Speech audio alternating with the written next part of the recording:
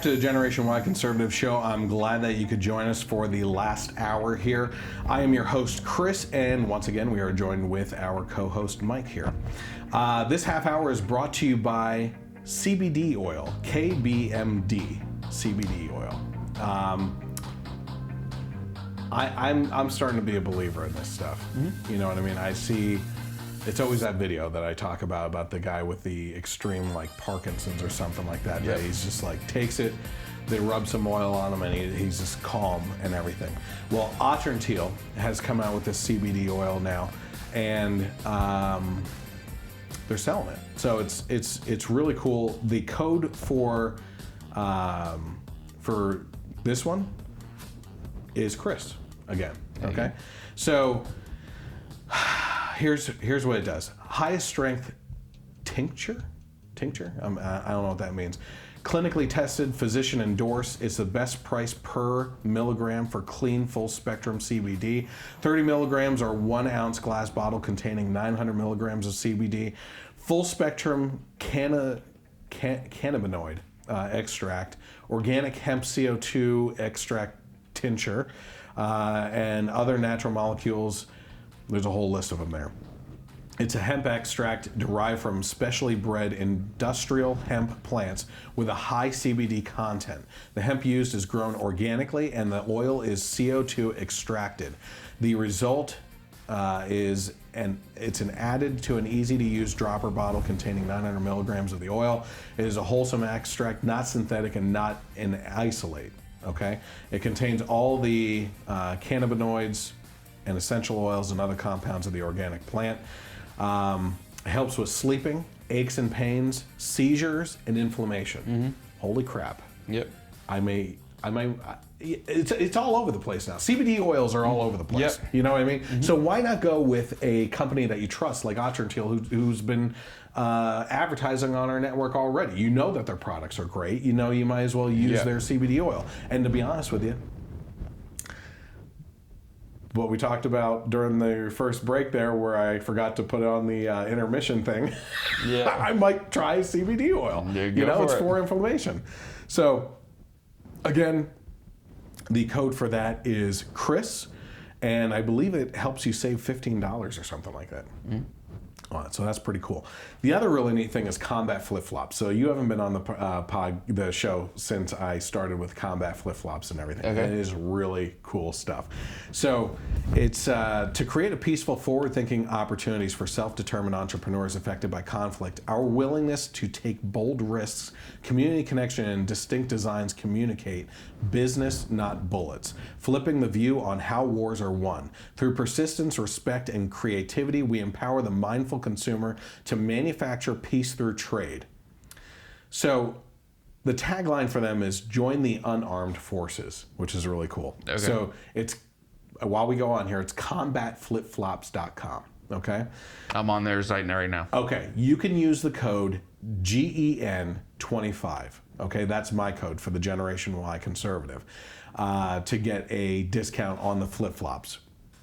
Combat Flip-Flops creates peaceful, forward-thinking opportunities for entrepreneurs affected by conflict. So it says, we hope you like our flip-flop style and approach to helping Afghanistan, Colombia, Laos, and supporting our troops. We've grown from an idea to a globally recognized brand with a mission to create lasting change. As we push forward, we'll continue communicating the positive impact your purchases make on the factory workers, their growing economy, and the community that they serve in.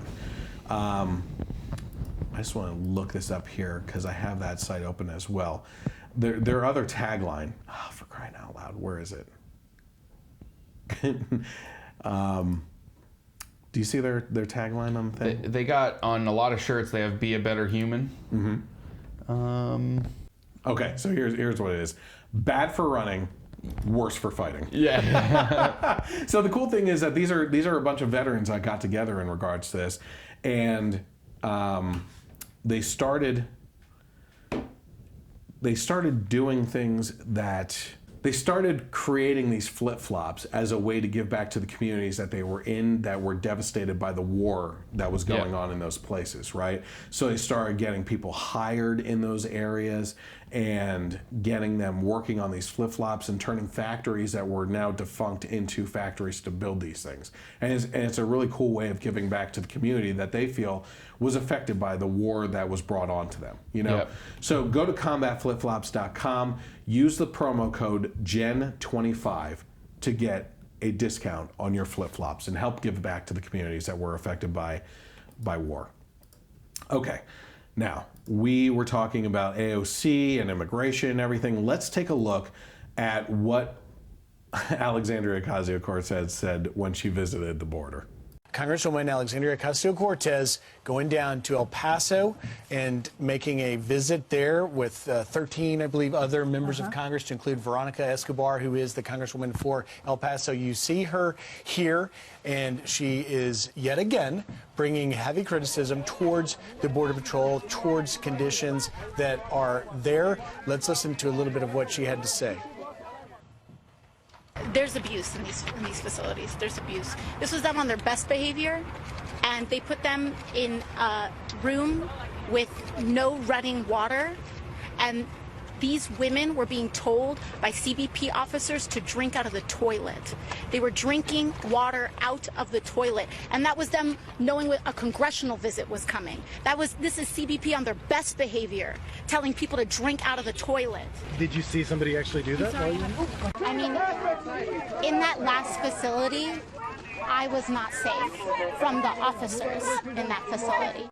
Wow, not safe from the officers in that facility. Evidently, there was something where she thought people were laughing at her. I don't know if that's what she was talking about, but that's a heck of an allegation.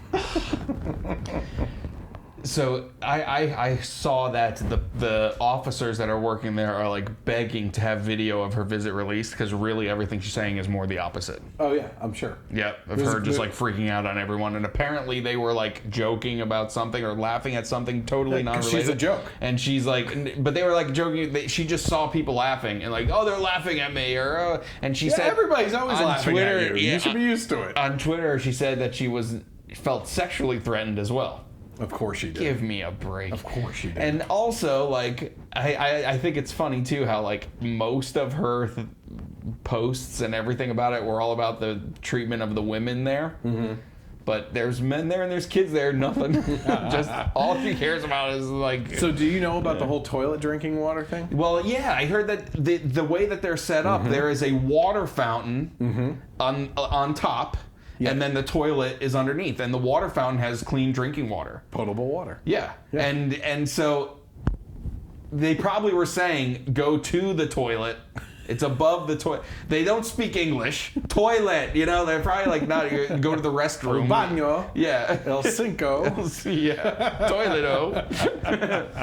So yeah, but she's just coming out saying words. Yeah, yeah. And did you see as soon as she said that, she immediately turned and rolled up the window so that they couldn't Did you actually see someone drinking from more? You know, clink, hello. So, okay, bye. You're cutting out. I can't hear you. Quick, before my crazy eyes come out. No, so it just goes to show you that, like her... like the toilets in the facility, she's full of crap. Yes. You know what I mean? So you kind of hit on all those points as well. Okay, that's that. Now, Hispanic pastors went down to the border to visit down there to see the claims that AOC was saying, and they're saying it's not exactly true. Hispanic pastors visited, this is according to The Blaze, the U.S. migrant border facilities and insisted that these camps aren't at all what some of the in the liberal media are making them out to be. After a visit to the facilities in El Paso and Clinton, Texas, the freshman congresswoman insisted that the detainees were drinking from toilets. She also insisted that Border Patrol agents did not make her feel safe on the trip. Several Hispanic pastors visited the detention centers to form their own opinions on the conditions inside. They stated that the camps are both humane and well run by federal officials. According to Fox News, Reverend Samuel Rodriguez was full of indignation when he saw the reports and heard from politicians about the deplorable and inhumane conditions for illegal immigrants at an El Paso County, Texas, migrant detention center. What Rodriguez saw during a visit, according to Fox News, was drastically different from what was being reported. Rodriguez, who is the president of the National Hispanic Christian Leadership Conference, previously advised former Presidents Bush, okay, so he's a freaking conservative, Obama, so never mind, and Trump on matters of immigration. On Monday, he announced that he didn't feel any need to be concerned over the camps at the border. So even Hispanics are disagreeing with her, okay? Now, here's another one. Not only was she saying stupid things about these drinking from toilet water and everything, she had also been wrapped up in a controversy over the last couple of weeks of saying that these are like concentration camps. Yes. Right? Yep. So, of all people, let's hear what Bill Maher had to say about those comments. You mentioned the concentration camp thing. Okay, there was a headline in the LA Times about a week ago that said, let's call the detention centers what they are, concentration camps. Then AOC came out and said that is exactly what they are concentration camps, and even invoked the term never again. Now, they're horrible places. I think we all agree. It's just beyond the pale that America would do this to people. And concentration camp, maybe they fit that definition technically, but there are certain words that we just associate with something truly at the ultimate end of horrendous. Holocaust just means a big fire. But we don't use the word, hey, let's go have a Holocaust, I'll bring the wieners. Come on, when we think of concentration camps, I don't know what you think. I think of mass graves. I think of experimenting on human people. If you want to run a campaign based on reparations and concentration camps, if that's what, then it's going to be very hard to win the election. I'm not saying you can't do it, but it'll be very hard to argue that this is helping. So, yeah, go ahead. I did. That was funny. Holocaust just means a big fire, but we don't say, hey, let's go have a Holocaust. I'll bring Yeah, and he's totally right. He's totally right. Like, okay, I did hear, like, all these people saying, well, the technical definition of concentration camp is blah, blah, and it meets all those... Like, when you say we are running concentration camps, that is not what people are thinking. No. They are thinking of gas chambers and ovens. Yeah. You know? Yeah. And so to say that is just insane. It's insensitive. Yep. There were actual Holocaust survivors that invited AOC to go over and visit, and she refuses to do that. Of course. Yeah, because I don't think, I'm trying to think if we're truly... How did you learn about the Holocaust in school? Was it as terrifying and horrific as? Well, I had I learned about it, and I had great history teachers. Good. At the high school that I went to. I loved it. But then in college, I took an entire class on just the Holocaust. Wow. And it was awesome. I would have. It was my favorite class of all of school. Like, it was amazing. I got a perfect score also. Perfect. So I got a professional on here. So it was the way he graded things was actually, it was a she. The way she graded things was if you had perfect attendance. We don't know. We don't want to assume. Yeah, we can't assume things. But if you had perfect attendance, you got extra 5 points, and then So I had like 105 average for the class. Oh, you were above average. Above perfect. Above perfect. Okay, so we're But yeah, and yes, it's horrifying. Like, it was horrifying. Yeah, and I'm wondering if AOC's generation and younger are just not being told anymore. Because Common Core history teaches that they teach the World War II without ever mentioning Hitler anymore in some places. That's crazy. You know? But I would also I would believe, like, I believe that she's just so warped on every view that she has that she probably did, and she's just.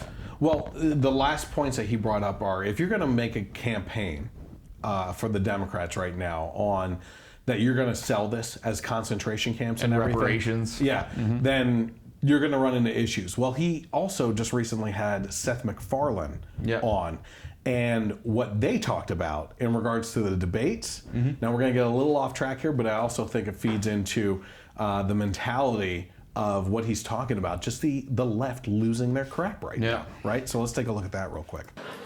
So I want to talk about the debate format because Yes. we were tweeting last night, texting to each other, and also I retweeted you. Amazing, we were thinking the same thing a couple of times. First of all, the audience. Why do you need an audience? The audience has to go and like now. Right. It's the worst. It's bad. It's bad for a million reasons. Yeah. First of all, it's the number of candidates in this particular situation is obviously through the roof. So every second counts.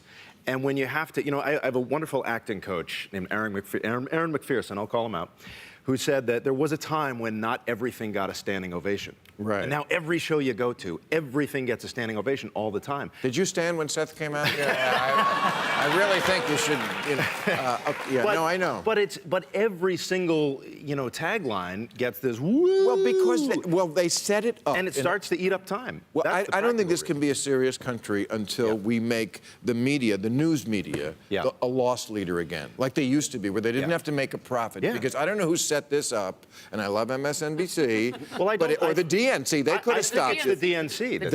They could have set it up in a much more mature way. They like this Thunderdome. Like, what's this thing where?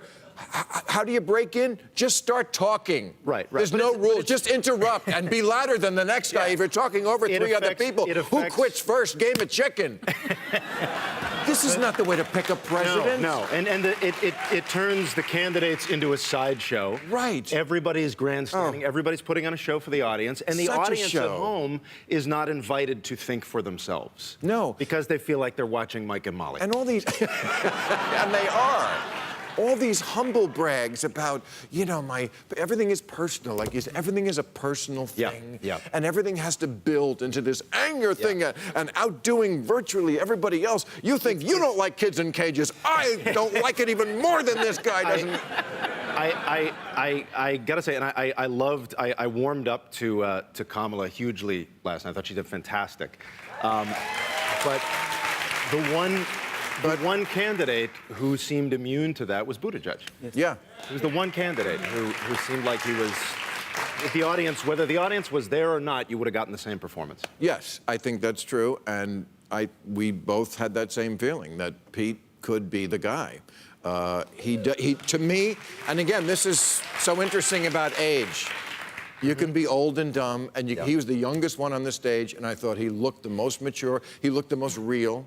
Yeah. He looked like he didn't have to think. He's the smartest kid in the class. He didn't have to, and we're not just saying that because we're gay. No. But he is like the smartest guy in the class. Every time, the only thing I ever wanted out of politics was for the president to be smarter than me. Right. That's really what I want. Well, with that many candidates, you're still not going to get that. Yeah. They're talking about just Mayor Pete, the smartest guy in the room, who can't run his own city. There's a lot to unravel there, but just sticking with the topic, like the Democrats are just running on insanity. That's what's really in their is. gas tank right now. Yeah, a friend of mine insanity. last night was asking me, Justin, was asking me like, so what do you think will happen? And I said, I just think that yes, there's a lot of negativity towards Trump, but I just think the left is just going too nuts. Yeah. And there's a lot of people, and the people that hate Trump are very loud. Yep. But there's a lot of people that like the people you met at work that are just, it's too much for them. It's too much. Yeah. Too far. Yep. They're just like, they can't deal with that. Yep. That lady that I was talking to, my client, she said that her neighbor, who she's good friends with, was walking past an outdoor restaurant area where a guy was sitting at the cafe and looking up at the TV, and on the TV was Fox News.